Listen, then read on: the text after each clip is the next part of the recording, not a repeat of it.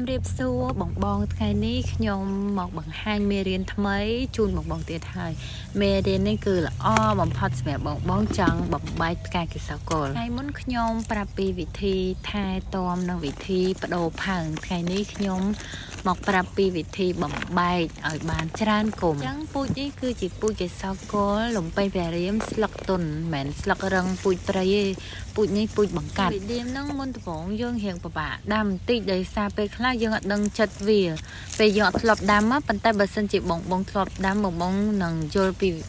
វិធីថែទាំនឹងដាក់ទីតាំងណាឲ្យវាដុះលូតលាស់ល្អអញ្ចឹងបងបងមានគុំធំបងបងអាពេលកាត់ឬកាត់អីហើយបងបងកាត់ប្របែកហ្នឹងយកកូនកវិត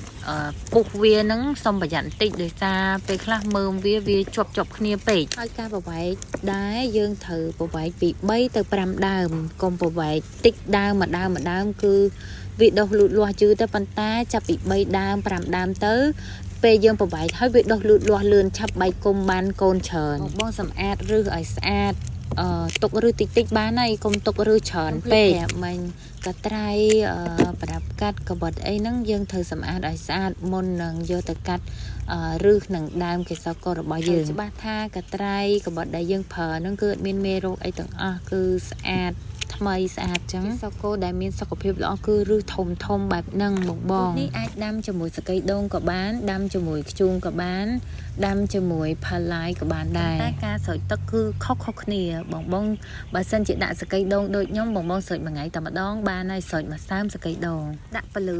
50% កន្លែងមានពលឺគ្រប់គ្រាន់ពូជនេះស្ទើពលឺក៏លួយគល់ដែរនេះចូលចិត្តកន្លែងមានសីតុណ្ហភាពត្រជាក់បើសិនជាមេឃក្តៅខ្លាំងស្ងួតយើងយកទៅដាក់កន្លែងហ្នឹងក៏អត់ចេញផ្កាដែរបើសីតុណ្ហភាពកាន់តែត្រជាក់ផ្កាហ្នឹងនឹងចេញបានរឹតតែច្រើនតង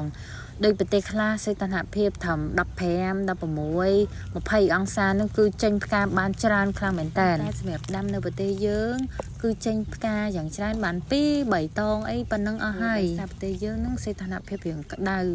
30 35អីចឹងទៅធ្វើឲ្យផ្កាចេញបានតិចតងអត់សូវចេញបានច្រើនតងទេមកគុំមិញយើងប្របែកបាន4ផើងពេលប្របែករួចរាល់អស់បងអាចយកទៅដាក់ទីតាំងដែលមានពលឺគ្រប់គ្រាន់ពលឺ 50% ហើយទីតាំងរៀងតែជាបងខ្ញុំបញ្ជាក់ម្ដងហើយម្ដងទៀតគឺស្រោចទឹកតែមួយថ្ងៃម្ដងទេហើយថ្ងៃដែលយើងប្របែកថ្ងៃទី1ហ្នឹងគឺយើងបាច់ស្រោចទឹកទេពេលយើងប្របែកហើយយើងទុកឲ្យស្ងួតមុខលបួសសិនទុកមួយថ្ងៃសិនចាំស្អែកចាំស្រោចទឹកពេលយើងប្របែកហើយភ្លាមហ្នឹងបងកុំដាក់កន្លែងត្រូវទឹកភ្លៀងមានកន្លែងណាដែលអត់ត្រូវទឹកភ្លៀងបងយកទៅដាក់បាន 4-5 ថ្ងៃសិនឲ្យសះមុខលបួស